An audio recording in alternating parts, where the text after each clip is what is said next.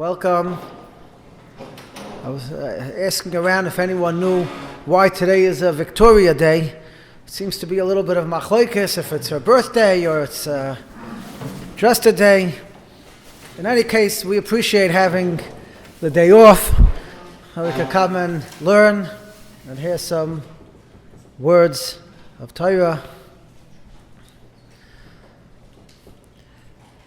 I'd like to thank Rabbi Shlomo Schwartz for agreeing to speak.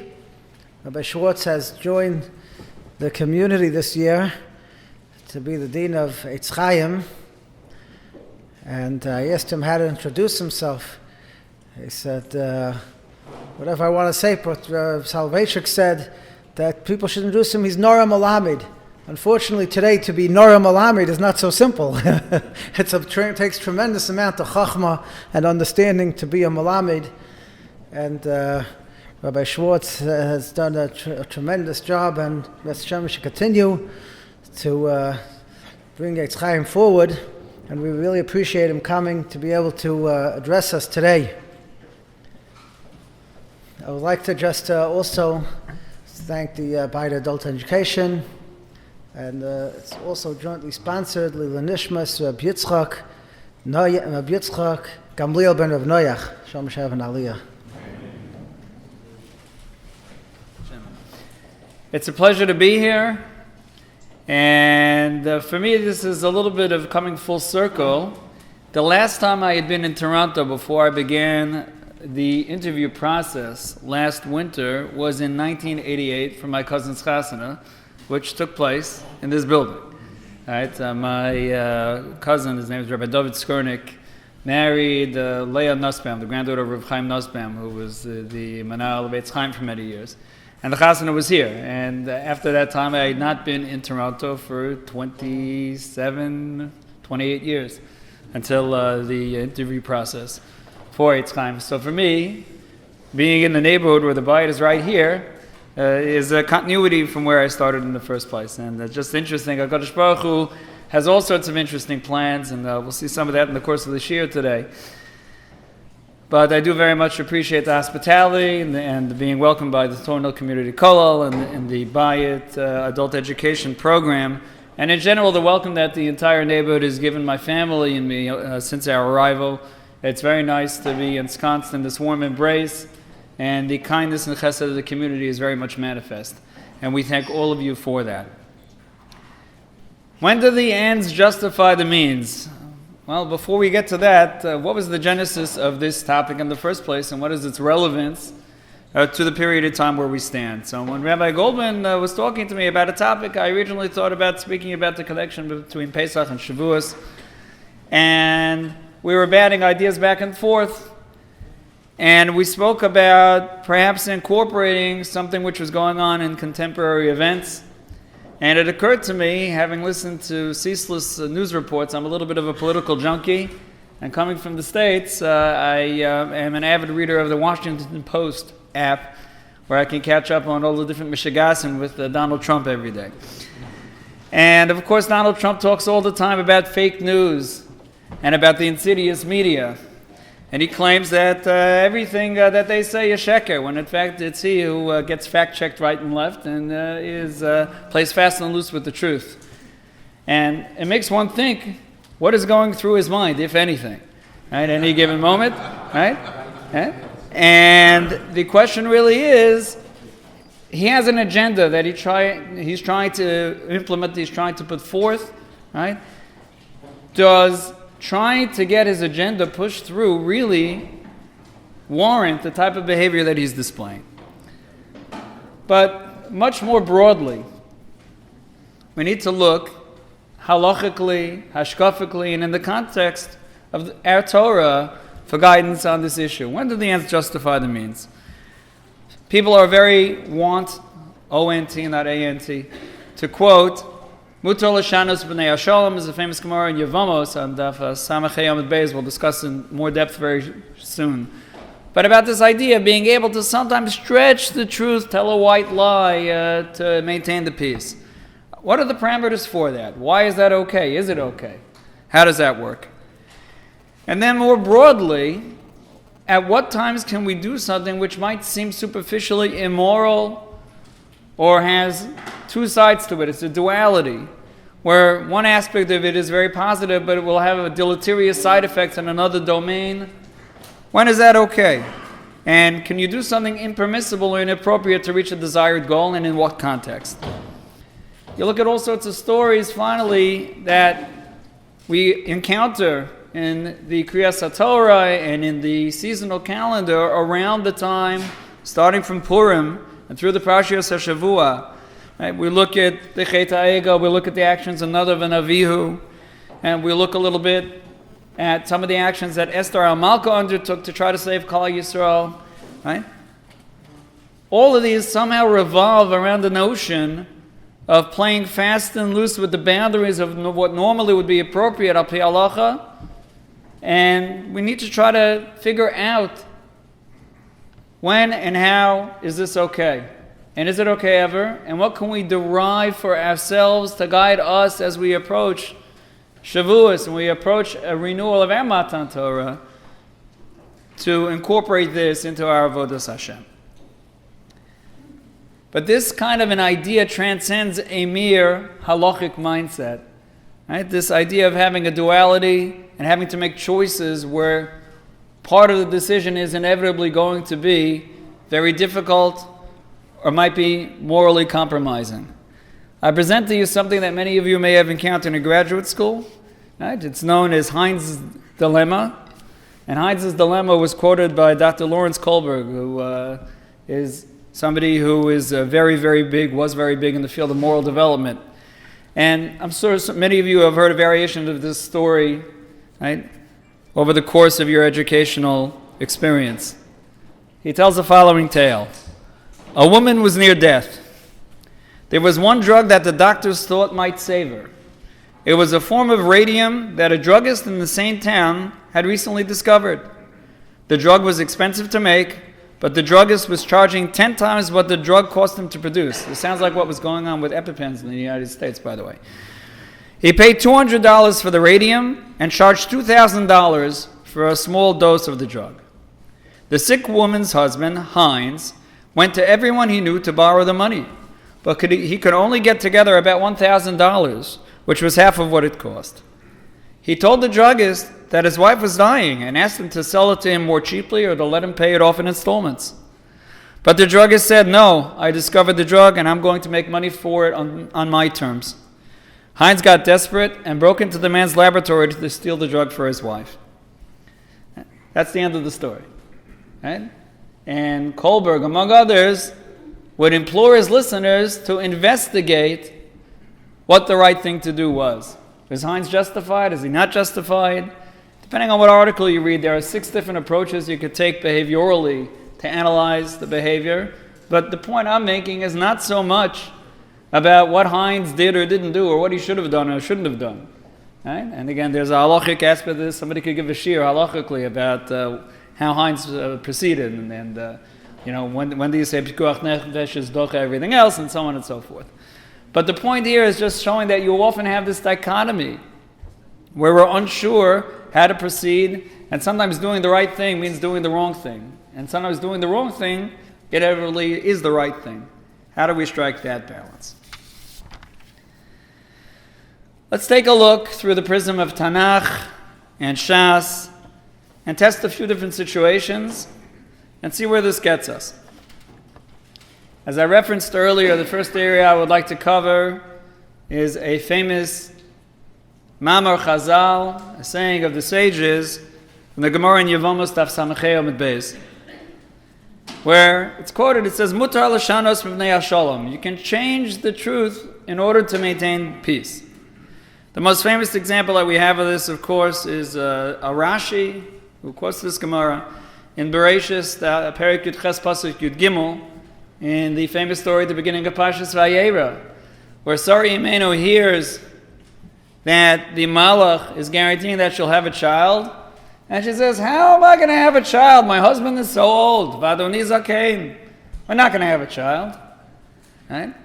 And yet we see a couple of Pesukim later, right, when the Malach calls Sarah to task for this, The pasuk says, "Lo mazet tzachakos Torah leimor ha'afum no meileid va'ani zokanti."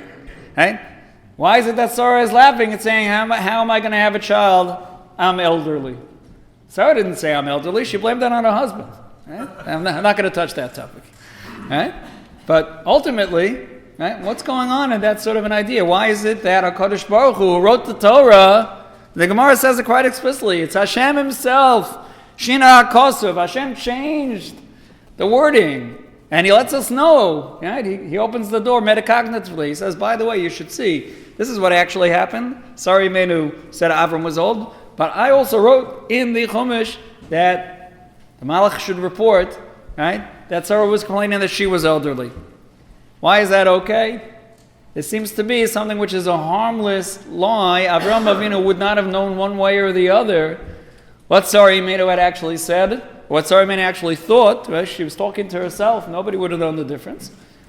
And it would not have any potential side effects out in the world at large. Right? There'd be no collateral damage. So in that kind of a situation, in order to maintain a relationship between husband and wife, in order to maintain peace within the family, and again, I got to imagine that Avraham Avinu would have gotten over it pretty quickly. But even on such a small, right, thought that went through Sarah Imenu's head, and again, we see another lesson from that as well, by the way, that even in the most minor of circumstances, where we know Avraham Avinu would probably, I'm assuming, not have been terribly offended, we need to take so much care about articulating anything about somebody else. But it appears, HaKadosh Baruch Hu himself says, the Gemara teaches us this is okay. Right? And there are two other examples there we'll get to in a minute from that Gemara. There is a famous sugya in the Gemara, Maseches Ksubos, Daf Tezayin Amud Beis, going over to Yud Zayin Amud Aleph. And it's famous not because it's in Maseches Ksubos, but because it turned into a very famous chasana song, Ketzad Meraktem Lifnei HaKala. Right? So we're all familiar with the version that says, how do you dance before the kala? So you're supposed to dance, and you say, kala noa v'chasuda. Right? A beautiful and righteous kala. What a beautiful bride. And that, in fact, is the opinion of Beis Hillel. Beis Shammai said, no, you can't do that. Beis Shammai says, kala kamos shehi. Now, I can't imagine what the song would have been like according to Beis Shammai. Kala kamos shehi. I don't know, it doesn't have the same wording to it. But kala kamoshehi means whatever she is. If the kala is beautiful, you say she's beautiful. If she's righteous, say she's righteous. Right? My father tells the story. My grandmother, Aleh Shalom, when she used to want my father, my uncle, I think, to get a certain type of a shidduch, sometimes she would look on her own and she would say, that's a nice girl, she's tall. Right? She's tall. I don't know. That's the quality is that it should be tall. So it turned out my father married my mother, who's 5 feet tall. Right? But point of the story is that Beis Shammai says describe the quality. If it's a righteous kala, say she's righteous. If she's somebody who's not righteous, then say, oh, that kala has a lousy personality. Right? If she's somebody who has certain attributes that are positive, quote those. If she's negative, quote those. So the Gemara says, what are you talking about? You can't do that. Beis Shammai says, midvar sheker terchak. Yeah? You know the children's song, midvar sheker terchak, never tell a lie, right? But you can't tell a lie. It doesn't matter what the circumstances are. So I don't know what Beis Shammai does with the Gemara in Yevamos, mind you, right? Kadosh Baruch Hu himself lied to keep the peace. But Beis Shammai says, can't do it. Okay? Beis Hillel says, of course you do. Any time, and this is a different Dvar Torah for another time, right? But we know that any time that you sell something to somebody else and they made a purchase and they're excited about it, even if you think it's not such a big deal, you should try the best you can to join in their enthusiasm and excitement. And we know that HaKadosh Baruch Hu did this himself. The famous pasuk says, Ki lekach tov nasati lachem torasi al ta'azovu. HaKadosh Baruch Hu gave us the Torah and He praises it to us. He wants us to see the value in Torah. We should be appreciative that He gave it to us. And so the kala as well. So you're supposed to say something to make the chassan feel happy about his kala. Again, is it true? It's not true. It doesn't matter. Right? At the time of the wedding, and certainly thereafter as well, for the sake of shalom bayis, very important to maintain that standard. The third example, of course, is that of Aaron HaKohen. There's a Rashi that appears twice in Chumash, once in Parshas Chukas, in B'midbar Perek Chav Pasuk Chav Tes, and the second time at the very end of Vizos HaBracha, in Dvarim Perek Lamed Aleph Pasuk Ches. And Rashi points out the fact that when Aaron HaKohen was niftar, it says that Kol Beis Yisrael mourned him. Kol Beis Yisrael. As opposed to when Moshe Rabbeinu was niftar, it just says Bnei Yisrael. Doesn't say everybody. It says, Rashi, this is the Rashi from Chukas, Ho'anoshim ve'hanoshim, both the men and the women. Why? Lefi shehaya Aaron rodev shalom, Aaron HaKohen was somebody who pursued peace. Umatil ava, bein baalei mariva, he would engender friendship and amity between people who had been arguing with one another, uvein ish li'ishto, and between husband and wife. Aaron HaKohen made it his life's mission to maintain peace, and Chazal described, the Medrash describes, that he would sometimes go, when he saw there was a fight, and he would plant compliments that hadn't actually been made. He would go to one side or the other and say, oh, he really wants to make up, he thinks so highly of you. Right? Or he would go to the spouse and say, your spouse really does want to patch things up, doesn't know how to take the first step, but really he or she is so appreciative of all you do for him or her. And he would build that bridge. And he would allow himself to be the carpet or the bridge, right, to be able to forge that relationship between different parties. Even if it entailed telling a little white lie to get there. So we see, in these instances that we cited, the Ketz and Meraktim instance, the instance with Aaron HaKohen, and the instance with Sarah Yimenu and Avram Avinu, that Mutal Hashanas B'nai HaSholem seems to be circumscribed in those three instances by the case where there's no collateral damage, no harm done, nobody would know any the wiser, and so certainly in that case, it's okay to stretch the truth. Right? There are two other examples cited in that Gemara that have to do with Pikuach Nefesh. One of them is when HaKadosh Baruch Hu tells Shmuel HaNavi that he needs to go anoint David HaMelech to replace Shaul, and Shmuel is rightfully afraid, right? Because he says, Shaul HaMelech is going to find out about this, he's going to put me to death. How can I do this? Right? Which is a whole interesting discussion. How is it that he questioned HaKadosh Baruch Hu? Right? It's a very similar topic to Moshe Rabbeinu at the sneh, at the burning bush, and how he can question HaKadosh Baruch Hu. Right? But Hashem agrees with him. He says, okay, go make a korban and pretend you're going there to partake in a festival, and everything will be fine. But to save your life, you're allowed to stretch the truth. And again, there's a third example there where the Achei Yosef, the Bnei Yaakov, after Yaakov Avinu passes away in Mitzrayim, in the very last parak of Bereshis, and they say that the brothers went to approach Yosef to say, listen, don't do anything to us, don't let any harm befall us. Right? Abba, Yaakov Avinu, commanded us before his death that we should approach you and that you should take care of us. And again, had that conversation actually happened? No. But they were afraid for their lives. And again, to make sure that Yosef, HaTzadik, would take care of them, right, they had carte blanche, so to speak, to extend the truth. Okay. So the ends justify the means for Shalom Bayis as long as there's no collateral damage. How about an intermediate case, which is similar to what we presented with Heinz's dilemma? Right? Sometimes it has positive aspects to it, but there are inherent negative aspects as well. Right? And sometimes even something which is momentarily good is going to have a negative residual impact, even if it's not felt right away. How about in those circumstances? Well, we have an interesting case study in Parshas Lech Lecha, where Avram Avinu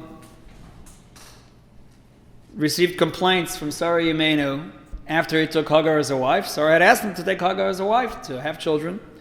And in fact, Hagar became pregnant. And at that point in time, right, Sarah Yimenu was not happy about the way Hagar was acting. There's a discussion in the Midrashim as to whether Hagar was being disrespectful to Sarah Yimenu and exactly how that played out. But so Sarah was very harsh with her, and she fled. Listen to this Ramban. I couldn't say such a thing. The Ramban can say it. Right? There's a Ramban in Bereshis Perek Tazayin Pasuk Vav. It says, Chata Yimenu Bihinu Yazeh. Sarah Yimenu was wrong, right, for doing this. This was an avera on her part for torturing or causing pain to Hagar. V'gam Avraham b'hanicho la'asos kein. Even Avram Avinu, by allowing Sarah to pursue that route, also was complicit. V'shama Hashem elonya. Hashem listened to Hagar's pain. V'nosan la bein, and gave her a son, Yishmael, sheyehe pera adam, who would be a wild person. It's a very kind description. Right? To torture the children of Sarah and Avraham Avinu going forward with all sorts of difficulties and harsh decrees and pain and suffering. That's our cousins, the Arabs. Okay? Why did that happen? Because Avraham Avinu didn't stop Sarah Imenu from acting in this fashion. Now, let's take a step back here. Avraham Avinu, right, is the tzaddik of tzaddikim. Not only is he the tzaddik of tzaddikim, but even as a good spouse, what is he supposed to do in this situation? His wife of so many years, who stuck by him through thick and thin, has engaged with him in this massive kiruv operation, the original Eish HaTorah, and she's in pain, Sarah Imenu. And think about how difficult it was for Sarah Imenu to give Hagar over to Avraham Avinu. And then when it became unbearable for her, what choice does he have but to support his wife? How else should he have reacted? In the short term, Avraham Avinu needed to stick with Sarah Imenu. He had to make a decision, right, to protect his wife, who was a tzedekah, from whatever sort of lack of respect and dignity was being displayed to her by Hagar. And yet, the outcome of this, Kadosh Baruch Hu sent us the Arab. The scourge of the Arabs is because of this. Right? Food for thought. Right? Another story in Chumash, but here I don't have a Ramban, but I always found this puzzling. If you look in Parshas Vayishach, we have the famous story with Shechem, where he wound up taking Dinah, the daughter of Yaakov, in a very inappropriate fashion. And so Shimon and Levi came up with a plot, right, to trick the people of Shechem into being Miskaya, getting a Milah. They said, we'll be business partners, everything will be wonderful for you. And then took advantage of the moment of weakness to destroy the city. Yaakov Avinu was not happy. Not happy at all. Right? Yaakov Avinu said, you're going to cause us tremendous trouble going forward. And so we see in Bereshis Perek Lamed Daled, Pasuk Lamed, Vayomer Yaakov Shimon ve'el Levi, Achatem osi. Yeah, literally means you have muddied the waters for me. But you have darkened the landscape here. Lahavisheni b'yoshev ha'aretz, to make us appear bad, to make me appear bad in the eyes of the settlers of the land. Baknani uvaprizi, the two nations that were there at the time. V'anim same as Spar, I'm of a very small number. Our family is small. Right? V'ne'esvu alai, they're going to gather on us. They're going to attack us. V'ikuni, right? They're going to wage battle. And our whole household is going to get destroyed. This was Yaakov Avinu's fear. Say Shimon v'Levi, Pasuk Lamed Aleph, Vayomeru, Hachazono Yases Hachosenu. Are they going to take advantage of our sister like this? It can't be. And the Pasha stops. Looks like Shimon and Levi have the last word. Right? We needed to do this to protect the honor of our family. There was no choice. And the Torah ends the parak and ends the story there. And in fact, it looks like in the short term this was the right choice. If you look a few pasukim later, in parak Lamed Hey Pasuk Hey, it says Vayisou, when the family of Yaakov Avinu traveled, Vayichi tas Elokim al ha'orim asher sevivosehem, and the fear of Hashem was rested upon the surrounding neighbors. They didn't chase after Bnei Yaakov. They were rightly chastened. They were afraid. They said, oh, we're not going to start up with Klal Yisrael. It looks, at least temporarily, like Shimon and Levi made the right choice. Fast forward to Parshas Vayichi, to the end of Yaakov Avinu's life, to the Birkos Yaakov. This is in Bereshis Perek Memtes Pesukim Hey through Zion. And in fact, Yaakov Avinu takes Shimon and Levi to task for what they did decades later. And we know that the outcome for Klal Yisrael was positive, and we know that they were not attacked, right? From the duration of that time in Shechem until the time in Parshas Vayigash when Yaakov Avinu's family went down to Mitzrayim, the Torah does not report any attacks on them by the surrounding nations. It looked like Shimon and Levi had done something positive. Yaakov Avinu says nothing doing, right? A Jew doesn't act like that. And you're going to have to pay the consequences for your actions, right, for all generations, even though you did something that at the time was helpful. It says, Achalkem b'Yaakov v'afitzeim b'Yisrael. I'm going to divide you up, Shimon and Levi, amongst Klal Yisrael so that you will not be able to connive and scheme with each other anymore, that there shouldn't be any deleterious impact on the Ruchnius or on the Gashmius of Klal Yisrael because of what you did. And in fact, he scattered them. They were punished for it. Despite the fact that I always thought this through. It looks like in Parshas Vayishlach, it looks like Shimon and Levi get the last word. Yaakov Avinu gets the last word in Parshas Vayechi. But what's interesting, there's a silver lining to this cloud, or maybe we can say there's a silver cloud to this lining. Because what happened to Shimon and Levi, Rashi, the famous Rashi here in Vayechi tells us, Shevet Shimon were the Sofrim and the Malamdim of Klal Yisrael. What did they do when they were scattered around? They became the teachers of the youngsters of Klal Yisrael. They wrote the Sifrei Torah. They ensured that each and every Jewish family was able to provide an education. And Shevet Levi picked up the mantle of Torah, particularly in the time of Bayesheni, but even before that, right, they were the protectors of the Masorah. Right? One could say that dates back, granted you have Yehuda and Yisachar also involved, right? But you look even at the time of the Chet HaEgel. And so we see that here, Shimon and Levi were held responsible. Right? The ends justified the means partially, but not enough to avoid having a consequence. But Hashem sent a consequence that was of tremendous import for the future of Klal Yisrael. Right? Kadosh Baruch Hu works in mysterious ways. Halachically, there is also tremendous impact to this notion of ends justifying the means. Right? There are times where Chazal have the authority, and this is a much longer sugya.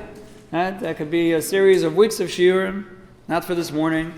But to protect the Torah, Chazal has certain authority granted to them by HaKadosh Baruch Hu. But it has to be circumscribed and limited, so it does not become some sort of a tool which would allow the religion to change. And there are three cases in point. One is easy to explain, and that's something which is called Chazal's ability to stop us, b'shei ve'al from refraining from doing a mitzvah at times, if they're afraid that there's going to be a negative impact. The most classic examples of that are not blowing shofar on Rosh Hashanah if it lands on Shabbos, or not taking lulav on the first day of Sukkot if it lands out on Shabbos. It's known as Gezerah D'Rabbah. But that power is circumscribed. Right? You're not allowed to completely uproot the mitzvah, and we know in that particular case, the Achronim speak about this, right? That the bottom line is, since every other year when Shabbos is not the first day of Rosh Hashanah, or the first day of Rosh Hashanah is not on Shabbos, or the first day of Sukkot is not on Shabbos, you will fulfill that mitzvah. Right? And not only that, but even in the years, at least in Golus, right? When it comes to shofar, well, no, actually in Eretz Yisrael as well, because of the way the calendar comes out, right? On Sunday, you are going to blow shofar. And on Sunday, you are going to take a lulav. It'll only be midur rabbanan, right? But you're going to fulfill those very same mitzvahs the next day. So there is a limit on the ability of the Chachamim to put in a sheva al tas, a stop to performance of a mitzvah, right? Because the ends justify the means, but at the same time, you're not destroying the mitzvah. Second example of this is Asus Yog LaTorah. The Chacham are allowed to build a fence around the Torah. Here as well, there are dozens, if not hundreds, of different halachos d'Rabbanan that serve as a fence around the Torah. Right? But that only works if the Chacham are up front to tell us this is a din d'Rabbanan. It is not a mitzvah in the Torah. There's a classic Rambam, right, who says, right, that if you go out, it's in Rambam Hilchos Mamrim Perik Beis Halacha Tes, for those of you who want to look it up. Right? He outlines over there that if you claim that eating chicken with milk is an Issur D'Oraisa, then the Chachamim would be over Bal Tosef. The Rambam has two categories of Bal Tosef. One is for an individual who is engaging in an extra part of mitzvah performance that the Torah did not command. And the second is an institutional Baal Tosef on the Sanhedrin. Right? Again, a shir for another time. But as long as Chazal don't misrepresent their Gezeros D'Rabbanan as a halacha from the Torah, they're allowed to do so. But if the Gezerah is presented as a din in the Torah, they're over an Avera themselves. So again, the Chacham have the power, right? The ends justify the means to add on extra mitzvahs in certain circumstances, but only if they're upfront about it. And it's a limited authority. The third case, which is the most difficult and most controversial, is what's called a haraz shal and migdar milsa. Sometimes the Chachamim can advocate an action which really is anti-halachic, right, to save kol haTorah kula. Right? That's very rare. Right? That's something that any one individual should not engage in ever, because we just don't have the authority or the mindset to be able to do that. Right? You have to be shoel eitzah. You can ask for a psak in a certain case if it comes up. Right? And that the most famous case of this the Gemara talks about is Eliyahu Hanavi in Har HaKarmel, where he offered karbonos outside the Beis Hamikdash, right, in order to protect, right, the integrity of Torah Hashem against the Nevi'ei Habal, those who were idol worshippers. Listen to this Rambam, another Rambam in Hilchos Mamrim. This is in Perek Beis Halacha Dalet, and I'm going to read this one out because he gives such a beautiful parable, metaphor, for this particular and unique power of the Chachamim. Keshem sheharofe chosech yado o raglo shel zeh kadei sheyichle kulo. Just like chas v'shalom, there are times where a physician will need to amputate a limb, a gangrenous limb, from somebody in order to save himself. Right? Kach beistin morin bizman men azmanim la'avor al miktsas mitzvos tvisha. There are times where the Chachamim can decree to violate one of the mitzvos temporarily, kadesh yiskaimu kulon, so that all of them will be upheld permanently. Right? Kaderach shomru chachamim harishonim, just like the first chacham, the early chachamim said, chalel olav Shabbos achas, you're allowed to violate one Shabbos to save somebody's life, kadesh yishmor Shabbosos harbe, so you'll be able to observe all the rest of the Shabbosos. Right? Sometimes, God forbid, right, in the course of a medical treatment, right, you talk about ends and means, and sometimes there being residual side effects. That in fact happens medically all the time, but to save the patient and to help the patient live a healthy life. Chachamim had that authority as well. Just to review briefly, and then we'll close with a theme which really ties us into Shavuos.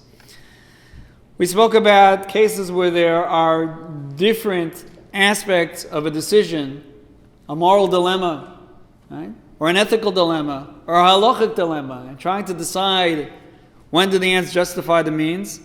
Right? When there's no collateral damage, for example, in the case of lying for shalom bayis purposes, where nobody will be the wiser, seems to be completely unfettered. Right? Has to be minor but unfettered. There are times where there is residual or collateral damage or long-term unintended consequences where you have to be extremely careful. Right? We saw certain cases in Tanakh where it's very tricky to figure out and unravel, right, all of the different aspects of a decision. And there are halachic parameters. Let's look through a halachic lens. Let's take a tour, right, that really will prepare us for Shavuos in the following way. And this is a classic presentation by some of the utmost, foremost Chachamim and Mefarshei Torah over the centuries. How could Avodah Zarah have ever developed? How was there ever room in the world for idol worship? We know if we read the Chumash, Adam HaRishon had direct contact with HaKadosh Baruch Hu. So the Rambam gives us a lesson, a history lesson, at the beginning of the Hilchos Avodah Zarah in Perek Aleph Halacha Aleph, where he says that Avodah Zarah never started off with ill intent. You talk about sometimes the path to a bad end being paved with good intentions, right? He says that in the generation of Enosh. Enosh is the grandson of Adam HaRishon. This is the third generation of mankind. He said that people began to think and say, Hashem has made all of these wonderful astronomical bodies and all sorts of other beautiful aspects of nature, right? And if Hashem created them, they must be very important and they're worthy of their own dignity and respect and honor. So we're not only going to serve Hashem, we're going to praise Hashem for the beautiful aspects of nature that He's put in the world. And then they forgot that they were praising these various constellations and planets to serve Hashem and started just praising the planets themselves. And sometimes they said, well, they're an intermediary. Maybe they'll take my message to Hashem.